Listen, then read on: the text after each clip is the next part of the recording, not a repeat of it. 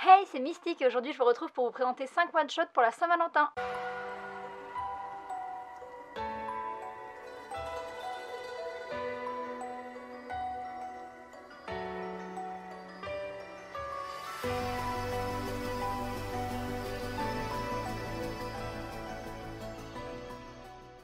À l'heure où je tourne cette vidéo, on est la Saint-Valentin. Je ne sais pas si je vais pouvoir poster cette vidéo ce soir, mais je vous souhaite quand même à tous une bonne Saint-Valentin et profitez bien pour vous goinfrer de chocolat. Moi, en tout cas, c'est ce que je vais faire. Et oui, je suis vraiment une grosse gourmande et qui dit Saint-Valentin, pour moi, dit chocolat. Et de toute manière, il y a toujours des bonnes occasions pour se goinfrer, hein. Les crêpes, le chocolat, le mois de février, c'est vraiment trop cool. D'ailleurs, vous pourrez remarquer mon super t-shirt qui parle d'amour, mais aussi de nourriture. Et à choisir, je ne sais pas si je préfère l'amour ou la nourriture. En tout cas, aujourd'hui, je ne vous retrouve pas pour vous parler de nourriture, mais pour vous présenter des one-shots qui parlent d'amour. Je vous ai sélectionné un shonen, deux shoujo, un manhwa et une BD. Il y en aura donc pour tous les goûts, des histoires belles, des histoires tristes, des histoires d'amitié, des histoires d'amour. Et que vous soyez célibataire ou en couple, je crois qu'au fond de nous, on aime quasiment tous l'amour, donc je vous invite à regarder ma vidéo. Je commence sans plus tarder avec le shoujo Proche Horizon qui est publié chez Glénat. Il est sorti en 2010 au Japon et en 2012 en France. Il est dessiné et scénarisé par Ayoko qui a aussi fait la série The Earl and the Fairy qui est terminée en 4 tomes, et le one-shot Souvenir de demain dont j'ai déjà parlé dans une vidéo sur les one-shots, donc je vous mettrai dans le petit i. C'est un manga qui ressemble beaucoup à Proche Horizon, dont je vais vous parler tout de suite. Le tome est principalement en noir et blanc, sauf une histoire qui est entièrement en couleur. À sa sortie, il coûtait 6,90 €, mais maintenant il est trouvable seulement en occasion, aux alentours de 2 €, donc c'est pas trop cher. Proche Horizon, c'est un recueil de 4 histoires qui tournent toujours autour des thèmes de l'amour ou de l'amitié. C'est parfois triste, parfois gai, parfois nostalgique, mais on apprend souvent une leçon à la fin de l'histoire. Et la première histoire, elle s'appelle Nostradamus et Sakaki, et c'est l'histoire d'une petite fille qui va découvrir que son voisin, qui est un petit garçon, peut voir l'avenir, et c'est une histoire qui est empreinte de beaucoup d'émotions. Franchement, elle m'a vraiment émue cette histoire. En plus, c'est celle qui est entièrement en couleur, donc franchement, c'est une petite perle.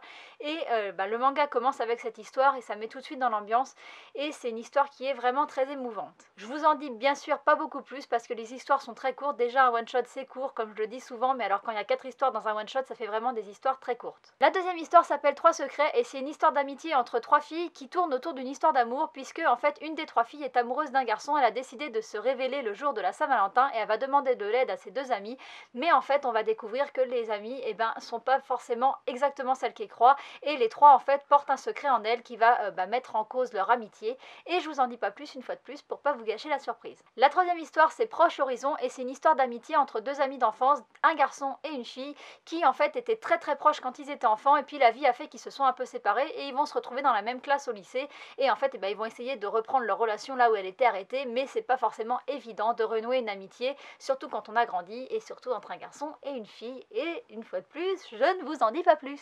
Le dernier s'appelle Keep a Diary, c'est une histoire d'amitié entre 2 filles qui vont décider de tenir ensemble un journal intime. Donc il y a un jour où c'est une qui a le journal, elle écrit ce qu'elle a envie d'écrire, le lendemain elle le passe à l'autre, et l'autre lit ce que la première a écrit, et elle continue à écrire ce qu'elle a envie d'écrire, raconter sa journée, etc.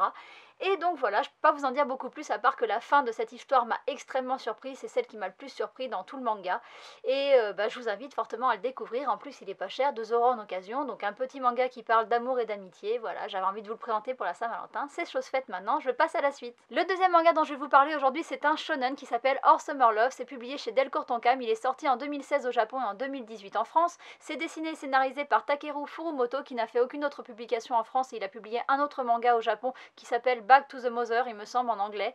Le manga coûte 7,99 €, il est entièrement en noir et blanc, et je passe tout de suite à l'histoire. Et ce manga nous raconte l'histoire de Naoto, un jeune homme qui va se rendre sur une île de laquelle décolle des fusées pour son travail. Il est romancier, il doit écrire un roman dans lequel il y a une fusée, et donc il va venir pour prendre des notes puisqu'une fusée doit décoller le lendemain. Il est déjà venu auparavant sur cette île et ça fait 7 ans qu'il n'y a pas mis les pieds, puisqu'il y a 7 ans, son amour de jeunesse est morte sur cette île. Du coup, en arrivant sur l'île, il s'attend pas à tomber directement sur sa petite sœur. Dans un premier temps, il va pas la reconnaître, et en fait, par le hasard des choses et par le fait qu'il va un petit peu se replonger dans ses souvenirs de jeunesse, il va aller sur un endroit de l'île, et il va recroiser la petite sœur, il va enfin la reconnaître, et il va aussi croiser le fantôme de son amour de jeunesse, Mizuki. Est-ce que c'était un fantôme ou est-ce que c'était plutôt une illusion d'optique? Est-ce qu'il s'est un peu trop replongé dans ses souvenirs et il a eu une hallucination? Est-ce qu'il s'est mis à rêver? On ne sait pas trop, mais sur cette île, il y a une légende urbaine qui circule qui s'appelle la fille blanche du phare, qui dit qu'il y a une jeune fille qui apparaît sur la plage, elle a des longs cheveux noirs et une tenue de lycéenne. On ne sait pas si c'est une légende ou si c'est la réalité, en tout cas ça va beaucoup troubler Naoto. Une chose est sûre, son retour sur l'île va le plonger dans ses souvenirs et va changer sa vie à jamais. Je ne vous en dis pas plus, sachez que moi j'ai adoré ce one shot, je trouve qu'il est très bien construit, il y a un vrai début, un vrai développement et une vraie fin. Les dessins sont très beaux, la couverture est sublime et pour tous les gens qui ont aimé beaucoup le manga Your Name, je pense que ce manga pourrait beaucoup vous plaire. Le one shot suivant s'appelle Un petit goût de noisette, c'est publié chez Dargo et je ne sais pas si c'est un manga ou une BD parce que l'auteur dit qu'elle aime bien mélanger ces deux univers, donc je vous dirais que c'est une BD manga, voilà. En tout cas ce que je sais et ce que je suis sûre c'est que ça a été publié en 2014 en France, l'auteure est française, elle s'appelle Vanida, elle a publié d'autres séries qui ont super bien marché comme L'immeuble d'en face qui a été sélectionné à Angoulême et qui a reçu des prix à l'étranger parce que ça a tellement bien marché que ça a été traduit en anglais. Il y a d'autres séries, je vous mettrai une image avec toutes les séries à côté de moi parce que j'ai pas retenu tous les noms. Pour en revenir à Un petit goût de noisette, c'est un recueil de plusieurs histoires et chaque histoire a sa couleur, donc je sais pas trop comment je qualifierais, je dirais que c'est une œuvre bicolore ou tricolore, même si je sais que le blanc et le noir sont pas des couleurs, mais voilà, je vais vous mettre une planche pour que vous compreniez. Donc voilà, la planche que je vous mets, elle est en noir, blanc et vert, mais chaque histoire a sa couleur, j'ai trouvé ça vraiment très cool. Le tome coûte 18 €, ce qui est quand même un petit peu cher, mais on peut le trouver en occasion, et la petite information supplémentaire, c'est que même si c'est un one shot, en fait il va y avoir une suite qui va s'appeler Un petit goût de noisette et de fruits rouges, qui va sortir normalement en avril. Ce tome il regroupe plusieurs histoires d'amour qui sont vraiment très différentes les unes des autres mais qui sont toujours plus ou moins liées puisqu'on va retrouver des personnages qui vont voyager d'une histoire à une autre. On commence par une histoire d'amour de jeunesse impossible entre une petite fille qui a 13 ans et un garçon qu'on suppose avoir 18-19 ans puisqu'il vient d'avoir son bac, donc ils ont 5 ans d'écart et c'est ces 5 ans d'écart là qui sont la raison de l'impossibilité de cet amour entre les deux. Et donc voilà, on va les suivre pendant tout un été, puis on va passer à une histoire après qui n'a rien à voir puisque c'est une histoire entre deux adultes qui se retrouvent en fait après s'être déjà croisés 5 ans auparavant et qui vont coucher ensemble, mais la fille va découvrir que le garçon en fait a peut-être déjà quelqu'un dans sa vie. Puis on enchaîne avec une autre histoire et dans cette autre histoire on va retrouver la petite fille de la première histoire mais qui est devenue une femme. Et donc voilà, je vous en dis pas plus pour pas vous spoiler, mais j'ai trouvé que c'était vraiment très bien d'avoir plein d'histoires d'amour qui racontaient plein de choses différentes parce que il y a un amour de jeunesse déçu, une histoire peut-être de tromperie, comment séduire, enfin il y a vraiment beaucoup de thèmes qui sont abordés et je trouve ça génial d'avoir un fil conducteur avec les couleurs qui changent et certains personnages qui reviennent. Enfin j'ai vraiment trouvé ça génial, j'ai adoré lire ce tome, j'ai été trop contente d'apprendre qu'il y avait peut-être une suite. Alors je sais pas si on va retrouver certains personnages, il y a des personnages que j'ai vraiment trop envie de retrouver mais je suis pas sûre. Mais voilà, moi j'achèterai la suite forcément parce que j'ai adoré celui-ci et je trouve qu'il parle vraiment d'amour de manière très réaliste et de plein de points de vue différents et je trouve ça très intéressant. J'enchaîne tout de suite avec le shoujo Par-delà les étoiles qui est publié chez Akata. Il est sorti en 2013 au Japon et en 2018 en France. Il est dessiné et scénarisé par Haruka Rie qui a fait Perfect World que j'ai présenté la semaine dernière. Le tome coûte 6,99 €, il est entièrement en noir et blanc et j'enchaîne tout de suite avec l'histoire. Ce manga il nous raconte l'histoire de Hana, une jeune étudiante à l'université qui va subir une peine de cœur le jour où elle va se rendre compte que l'homme qu'elle aime depuis des années ne l'aime pas en retour. Cet homme c'est son voisin, il a 12 ans de plus qu'elle et il vient de lui annoncer qu'il va se marier.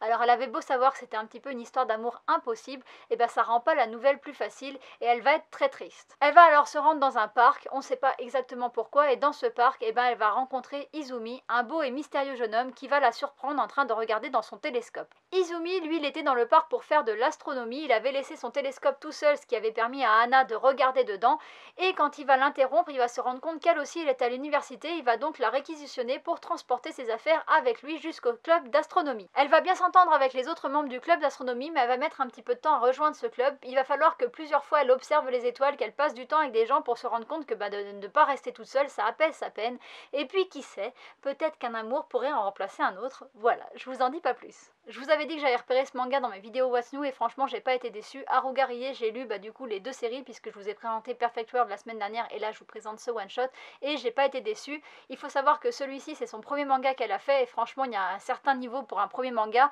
même si on sent que dans Perfect World elle s'est encore améliorée aussi bien pour le scénario que pour les dessins. Un gros plus c'est aussi que les personnages sont adultes et j'aime beaucoup en fait retrouver des personnages qui sont un peu plus matures, même si dans Perfect World ils sont encore plus matures que dans ce one shot.